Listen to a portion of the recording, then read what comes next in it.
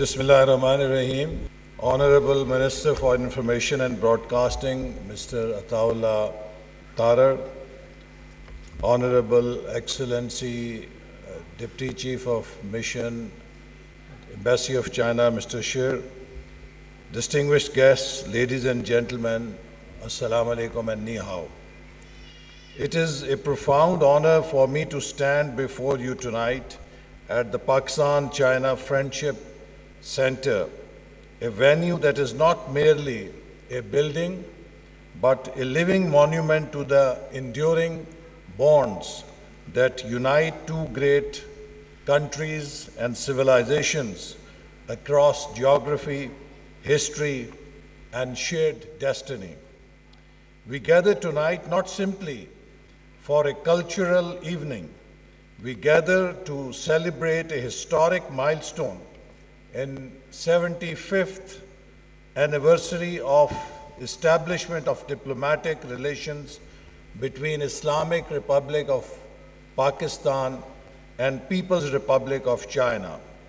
75 years, 3/4 of a century, a journey defined not by convenience but by deep conviction.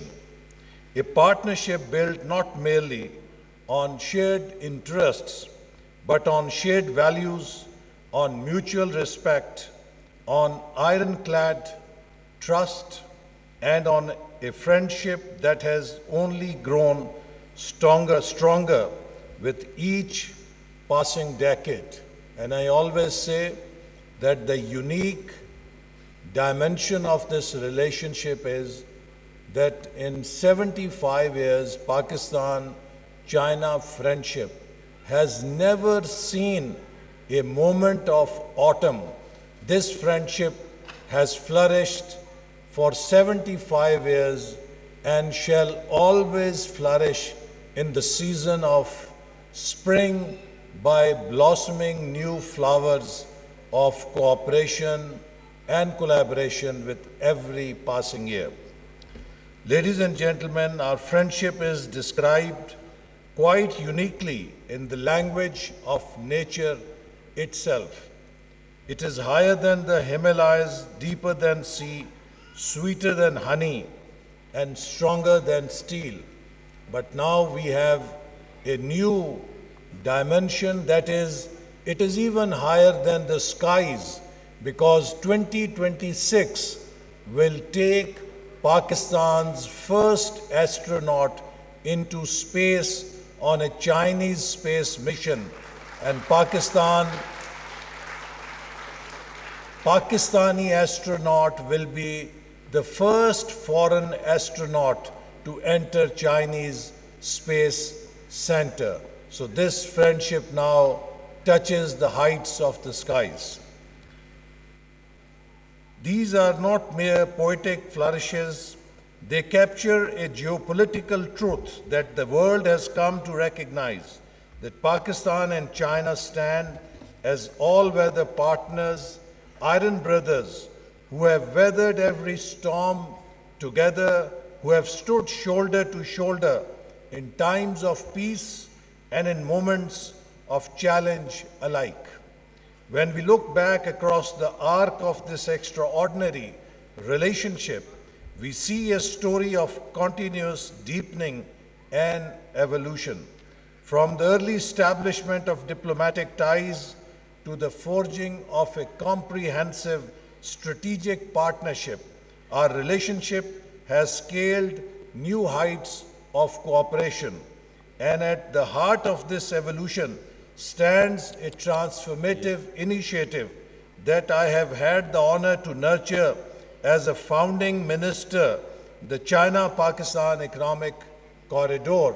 And I feel great honor that from Pakistani side, I had the honor and distinction to sign both MOUs of Cpec Phase 1 and Cpec 2.0.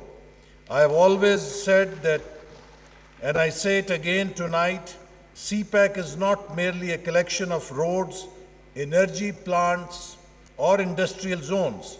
Cpec is a bridge.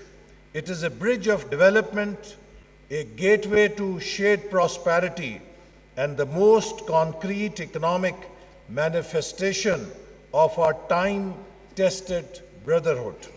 From energy security to digital connectivity, from Gwadar Port to special economic zones, Cpec today represents a new paradigm, a living model of how long-term strategic cooperation grounded in mutual trust can catalyze genuine socio-economic transformation. It is the flagship of Belt and Road Initiative, and Pakistan is proud to carry that distinction. But while infrastructure and economics form the backbone of our strategic partnership, it is culture, art, and people-to-people contact that form its very beating heart. And this is the truth that no economic indicator can fully capture. And you saw glimpses of that beating heart today in the performances by the youth of both countries.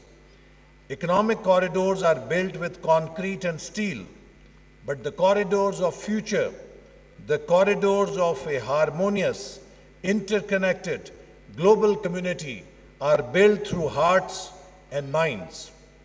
They are built through the exchange of music and poetry, through the sharing of traditions and cuisine, through the laughter of children who grow up knowing each other's stories. Tonight's cultural evening speaks precisely to this dimension of our partnership. Culture is a universal language. It transcends borders, dissolves misunderstandings, and forges a deep, empathetic connection between societies that no diplomatic communique can fully replicate. By celebrating each other's heritage, by sharing our art, our music, our traditions, and our civilizational wisdom, we are doing something profoundly important. We are preparing the ground for our younger generations to inherit a relationship that is even stronger, even more vibrant, and even more resilient than the one we have built today. Ladies and gentlemen, as we celebrate 75 years, it is also a moment to look forward with renewed ambition and purpose. The world today stands at a crossroads. The center of gravity of the global economy is shifting decisively towards Asia. Regional connectivity is no longer a luxury, it is an imperative. And in this rapidly changing landscape, the partnership between Pakistan and China has never been more consequential.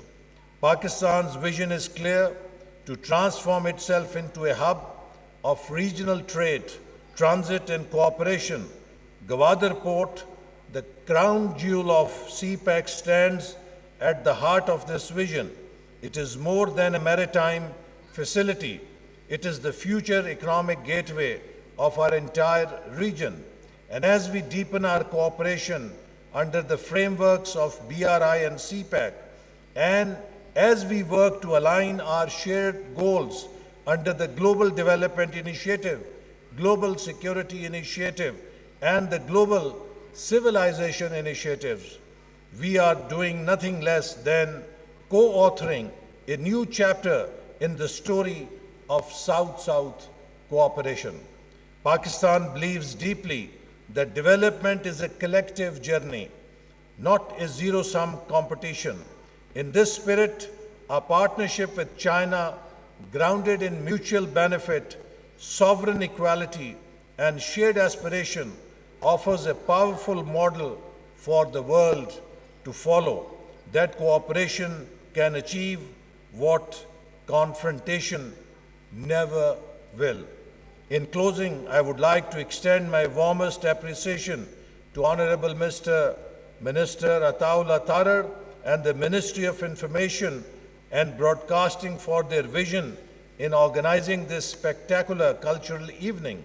This evening is a tribute not only to 75 years of friendship, but to the countless individuals, diplomats, artists, engineers, students, and ordinary citizens of both nations who have, brick by brick, year by year, woven the fabric of this extraordinary partnership and friendship.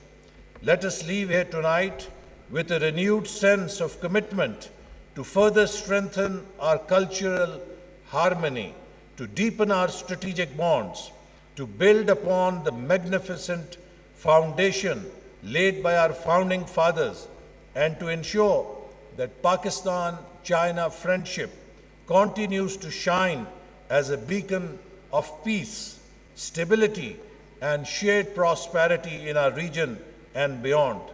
The next 75 years belong to our youth. Let us give them a partnership worthy of their aspirations.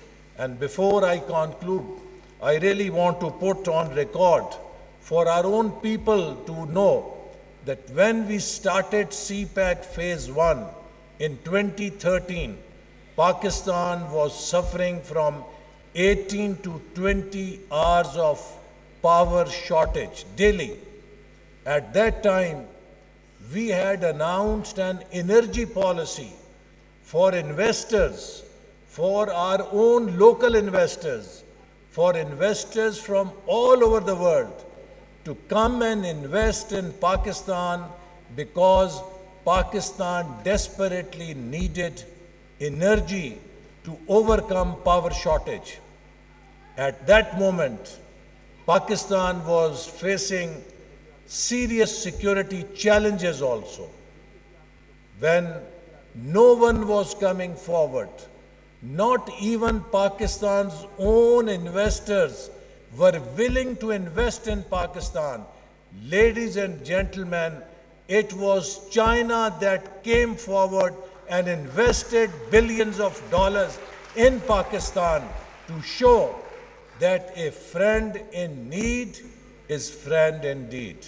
And China is more than a friend, it is an iron brother.